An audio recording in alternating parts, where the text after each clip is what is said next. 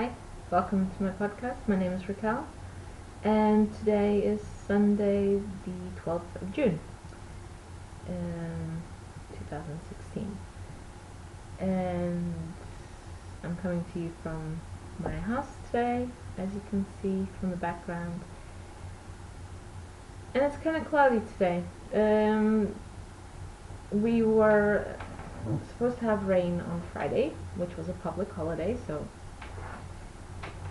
I'm used to that on that day to have rain, but it didn't rain.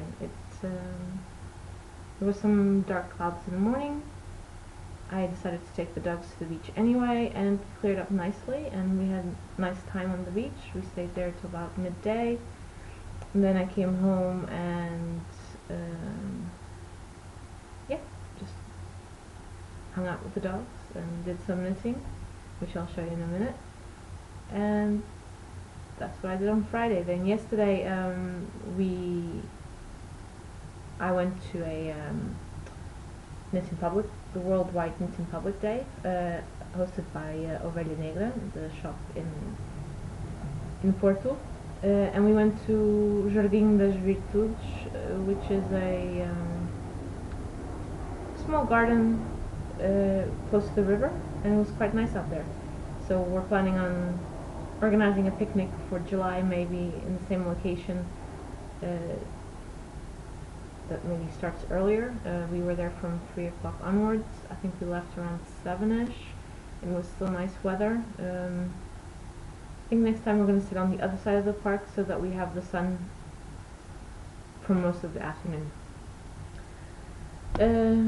Okay, so I have one finished object for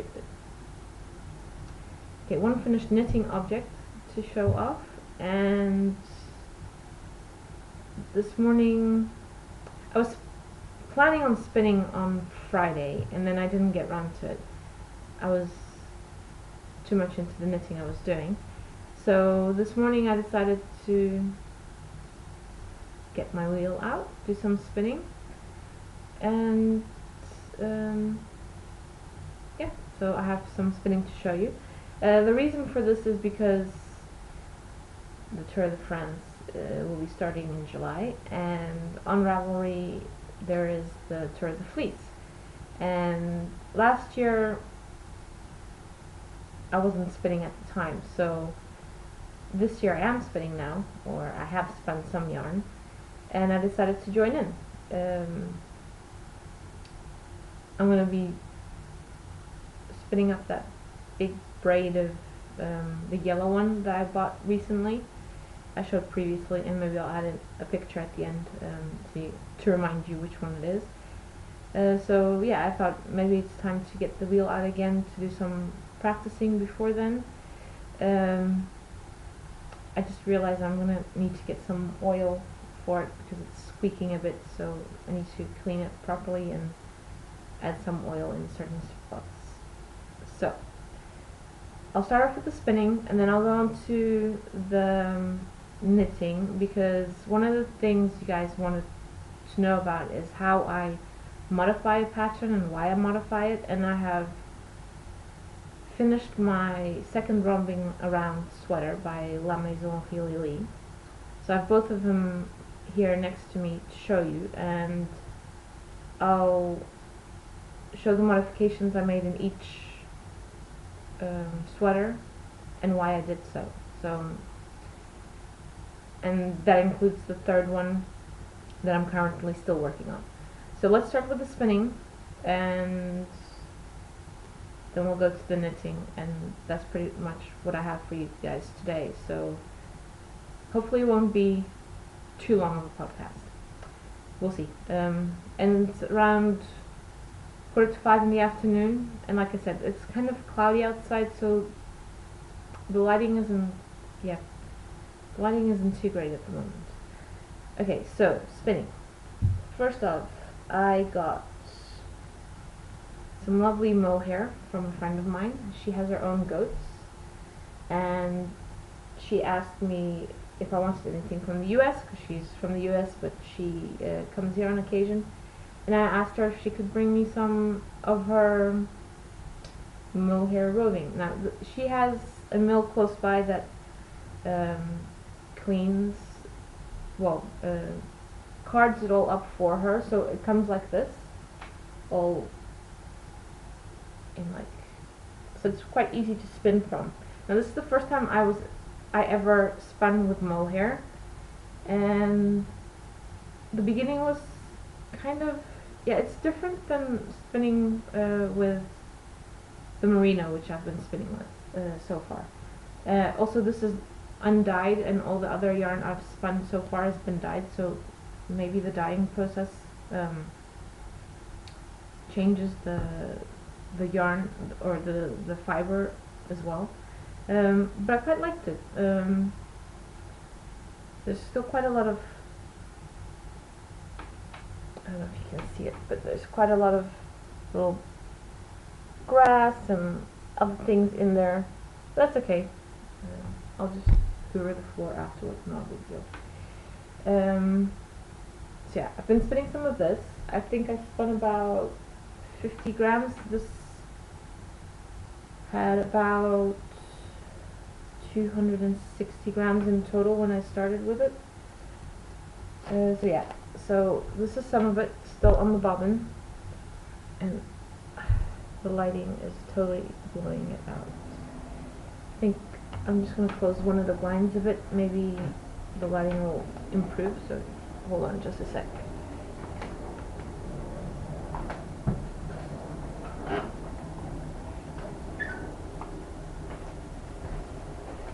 Okay, and now I've got the dogs standing up looking to see what I'm doing. So, okay, let's see. It's still too much light, but anyway. So it's just white. It's just the natural color of the mohair of the goats. So yeah, this is what I still have left on the bobbin. Because what I did, I spun up two little bats that Rosario from Dona Maria, she sent to me when I placed an order. And there were two identical colors, and they were about 13 to 14 grams each. So I decided I was initially going to spin them up on separate bobbins and then apply them together. But then I remembered I had the mohair, and I thought, well, why not join it and make it kind of like a, I believe you call it kind of like a barber pole effect. I quite like it. The colors in the bats themselves weren't exactly my colors, but once spun up, I was really liking the colors, and now that it's applied together with the mohair, I quite like it. Another thing about the mohair, once I started spinning it up, I was able to get quite consistent, probably can't see it, let's see. I was able to get quite a consistent like yarn, I suppose, applied. I'm quite happy with it. So yeah, I still have all of this to apply, obviously, or to spin up. So I'm going to be doing that. I'll have to free up the bobbin for the fleece. So maybe over the next couple of weeks, while watching football instead of knitting, so I don't make mistakes with knitting, I can do some spinning. So okay, the yarn I spun today, spun and plied. So this, I have pictures in the at the end, or on the blog maybe. I don't have time to process photos today, to edit my photos today. So I'll add them on the blog. I'll make a blog post about the yarn. So this is, there's like yellows, purples, grays, blues, greens in here. I'm quite pleased with it. It's not, there's some thick and thin areas going on more towards the end than at the beginning of the yarn. Like here, there's the thicker part, and here's the thinner part. That was because I was having trouble at the end plying together. I don't know why the wheel wasn't working with me, it was working against me. So, but yeah, this is what I did this morning, or just finished recently, just a couple of, like an hour ago or so. So yeah, now I'm going to leave it on the bobbin for a couple of days to let it rest, and then I'll take out my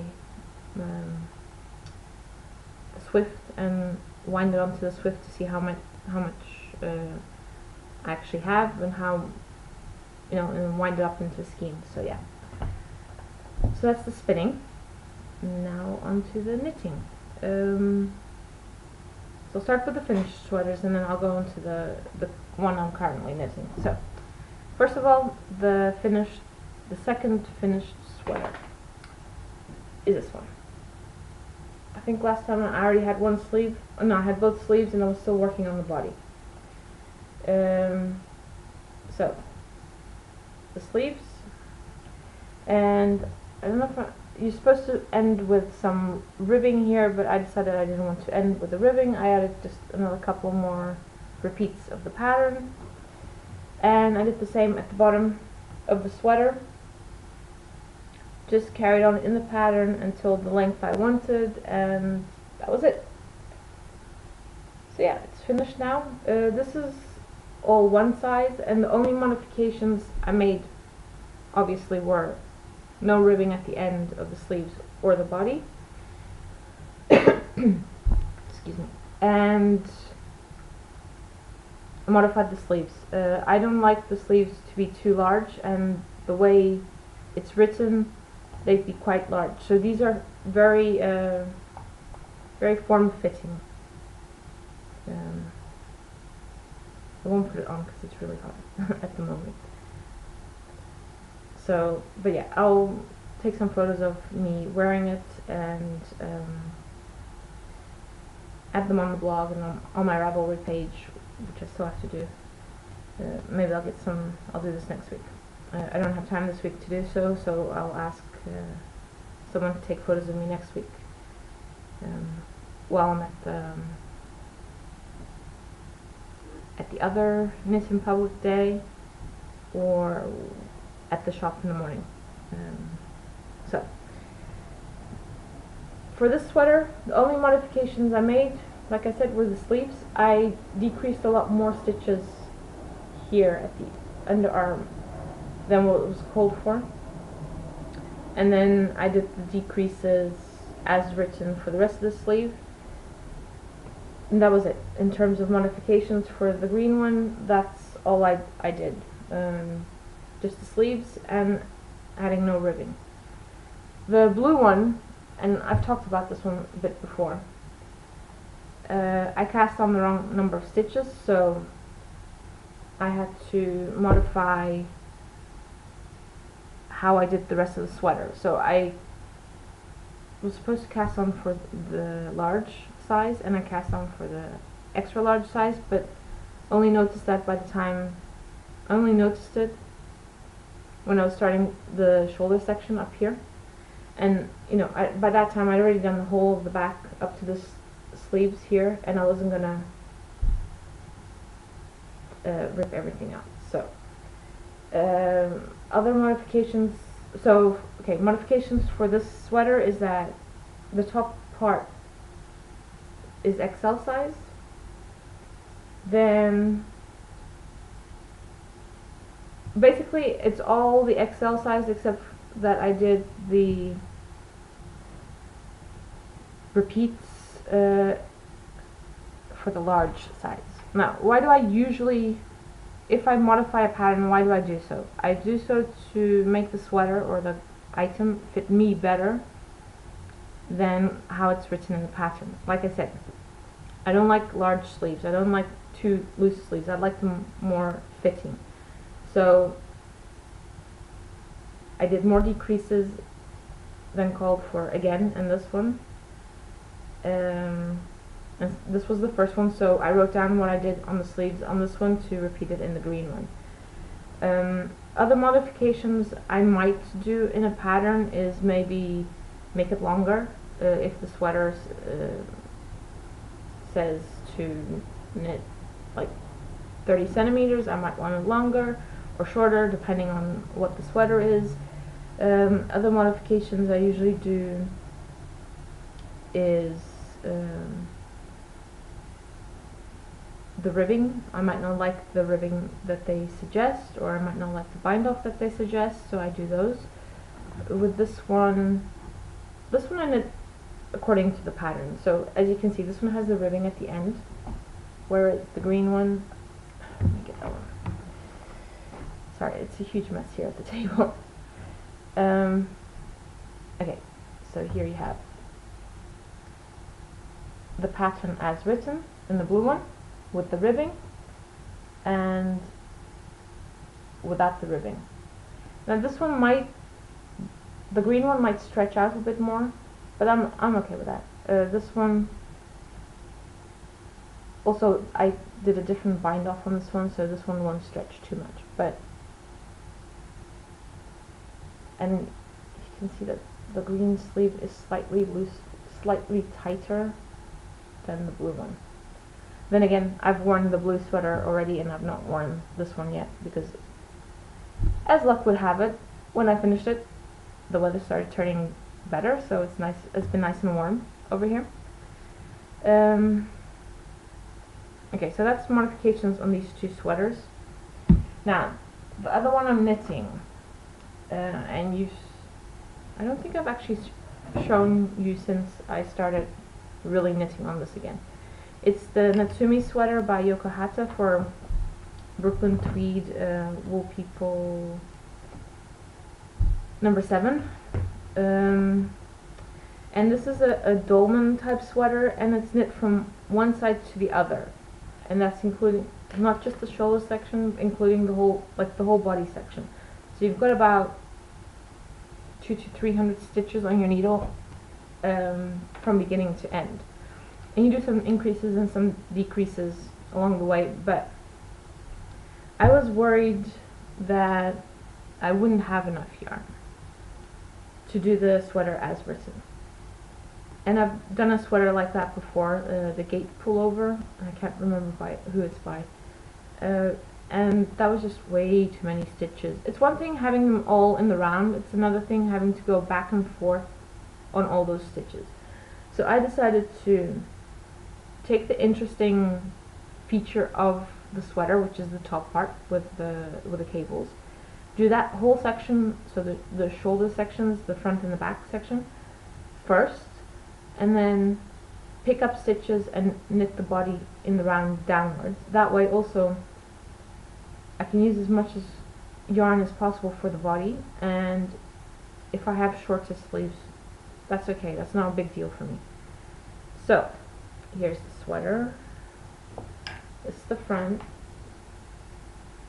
It's the front. There we go. And it's on the small cable, so I can't show you the actual size of it. But basically, you start on this end. Start on this end. You knit up to. You cast on a specific number of stitches. Then you start increasing here towards at the shoulder section. At one point, you separate the front and the back. You add in a new ball of yarn. You knit the front and the back sections, so these two sections, see, this section here and this section here at the same time, and then you join them back up again, doing decreases down. This eventually will be the sleeve. So then what did I do? I picked up stitches along one end, all the way along the end, cast on, I believe I cast on 8 stitches here, and then picked up stitches along the other end and cast on another 8 stitches at the underarm, and just start knitting in the round. And so this is how far I've gotten so far. I've got about 20 centimeters in the body already, and I'm only on my 3rd skein, so I'm hoping to finish. Let's see if I hold it up, you can see better. So I'm hoping to finish the length using up the rest of the 3rd skein and the 4th skein. So well, the balls really. And this is Brooklyn Tweed Loft in the Old World colorway. And then leaving, so yeah, I've got this one, which is about halfway through it, and then 3 more left. So I can use up to 5 skeins for the length of the body, and then I'll leave one to the side for the sleeves. But then again, you know, I might come to the end of the 4th ball and say, okay, that's enough length, and then I have 2 for the sleeves, and we'll see how we go from there. So, other modifications I'm doing. And that's what the blue. I've figured out how many rows I want to knit for the length. So I started, okay, so this is the way I count rows. It's easier than having to constantly go back and count how many rows I've done. So here, 10 rows, 10 rows, 10 rows, so I've done 30 rows.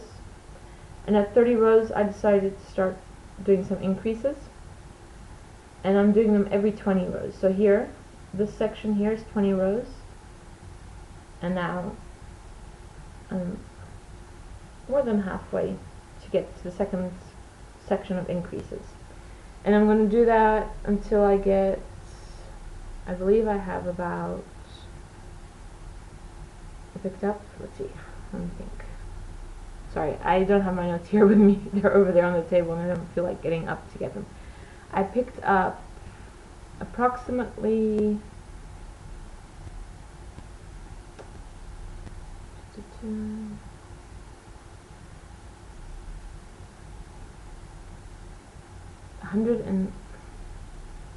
140 stitches for the front and 140 for the back, plus the 8, so that's 280. So I have 296 stitches on the needles at the moment. And I think I was going to do the increases 5 times.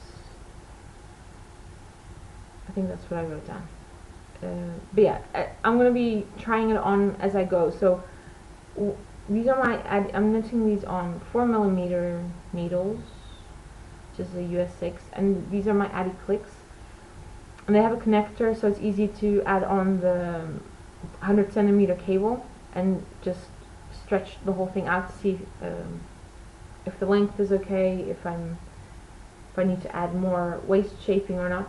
This sweater does not call for waist shaping. I'm adding the waist shaping because I want it to flare a bit more towards the bottom. And then what I'm going to do, because the original sweater is shorter at the front than at the back, and they use decreases for that as you're supposed to be knitting it from one end to the other.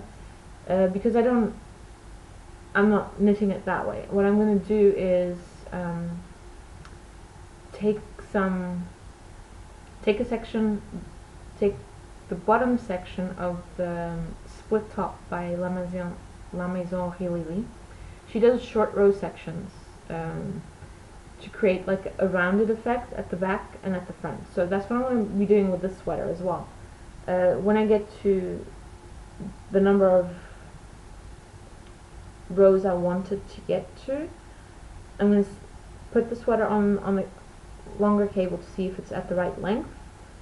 And if it's at the right length, then I'm going to start doing some short row shaping at the front and at the back to create the rounded effect on the sweater.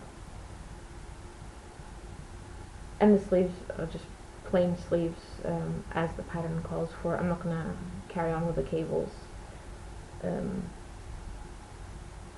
It was fun, but I want some simple knitting from now on. So I took this with me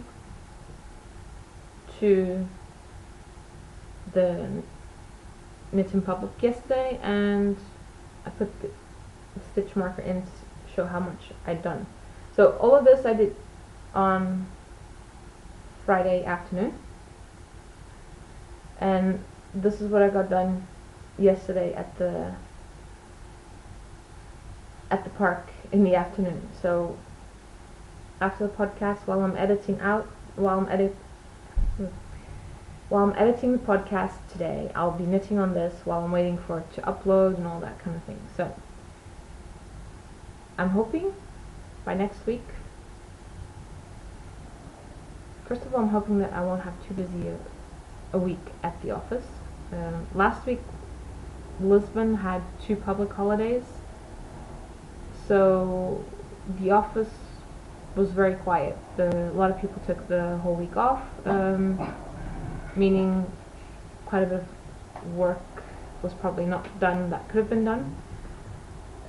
So maybe this week is going to be slightly busier at the office. But anyway, I'm going to try finish as much as possible of the body in length for the sweater. So that can be knitting the sleeves next week when I go to Coimbra in the afternoon, which is where we're going to be doing the Knit in Public, the second edition this year.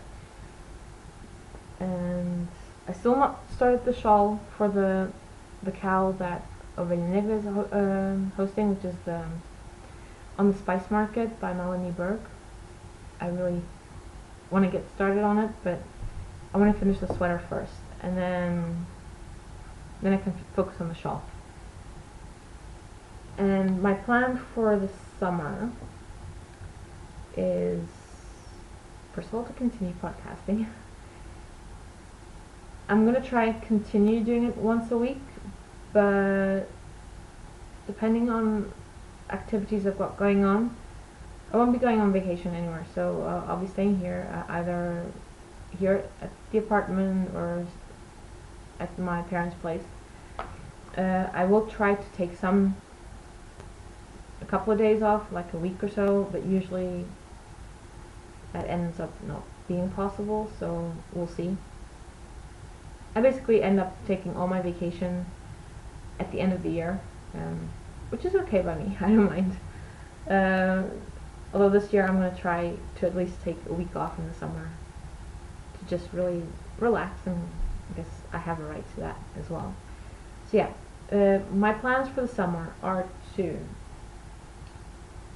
for this month anyway, let's not get too much ahead of ourselves. For this month, to finish the sweater and start and finish the shawl, and maybe do finish spinning all this mohair up, and then I'm going to put this, because I'll need the bobbins. I'm going to have to figure out what to do. I think what I'll do is I'll do what I've done here. This was left over from the other yarn I spun, and this is just a kitchen roll. No, not kitchen roll. This is from like the cling film, which are a lot sturdier. So I'll just get some of this. I'll get another empty one, and roll up all this yarn onto one of these for the time being, until I decide what to do with it. Of course, I could also just leave it and not spin it up, obviously, but I really enjoyed spinning it so far. I think I want to. And I have a couple of other bats lying around that I think will look good with this, create this kind of effect. So we'll see what I want to do. Anyway, other patterns I want to be knitting over the next couple of months. There's a couple of sweater and cardigan patterns that I highlighted at the beginning of the year on my blog, and I have the yarn for them, so I want to start on them. I'm planning to do this over the summer. Another thing I'm planning to do over the summer is to finish my blanket, the sock yarn blanket, the mitre square ones, which I showed in the first or second episode, I can't remember. I only have the border left to do. Still, that's a lot of squares to do, but I want to finish it by the end of August, because a friend of mine gave me a pattern on Ravelry for a blanket I really, really, really want to make, but I don't want to have two big blankets on my needle, so to speak, at the same time. So I'm planning on finishing the big mitered square blanket by the end of August, so I can start the other blanket, which I still have to buy yarn for, but I'll do that towards September. I've more or less decided on the colors, but I want to buy all the yarn at the same time, and at the moment, yeah, the colors I really want aren't available. So I'm gonna wait more towards September, because the yarn I'm gonna be using is local yarn, and yeah, September is towards the end of the year, towards the winter, so I'm hoping that I can then get like the colors I want and the quantity I need. So yeah, I think that's it for today. The dogs are wanting to go outside. It's about 5:15 now. They usually want to go outside around this time of day. There's a lot more dogs walking around at the same time, so they like to play around with some of the dogs. And I need to get this edited and put up on YouTube. I want to get some knitting done, because I haven't done any knitting today. See how far I get with my sweater. If you have any specific questions, feel free to ask them, put them up on Ravelry, on the group, either for on the episode thread, or ask me to create a thread or something, or PM me, whatever. This has been like I said, I didn't really prepare this today, because I've been running around doing other things, and over the next couple of weeks that's pretty much going to be what's going to happen, because I work the whole week, and then I've got my weekend planned to take as much advantage of each minute, of course. So next week, what I'm planning for Saturday is spending some time at the Ovelha Negra shop in the morning, and then in the afternoon driving to Coimbra with a whole group of friends for the Knit in Public Day there, hosted by Bolas de Dom, which is the yarn shop there. And I'm hoping to visit the store, as it will be open in the afternoon for a couple of hours, so I'm hoping to visit it before I go to the park. And I believe we're going to be at the Parque Verde, which I believe is alongside the river in Coimbra. So if you want to come along, do so. I'm going to bring a chair, bring some sunblock, which is what I did yesterday, because I don't want to get burnt. Bring a hat if you have, if you don't want to get too much sun on your head, and bring your knitting, obviously. And then next week, the whole weekend is open house in Porto, and there are 52 buildings open to the public. Some of them are usually open to the public, others not so much. And these are buildings which are architecturally interesting. Quite a lot of them were designed by Cisa Vieira, which is a Portuguese architect. And he's the one that designed the whole boardwalk. I say boardwalk, it's not really a boardwalk, it's all granite area in Lessa de Palmeira, which is the beach.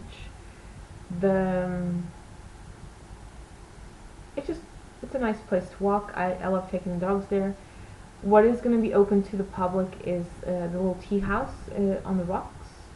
I don't know if I'm going to get time to go there, because what I really want to see is the cruise terminal, the new cruise terminal, which opened up about 2 years ago maybe.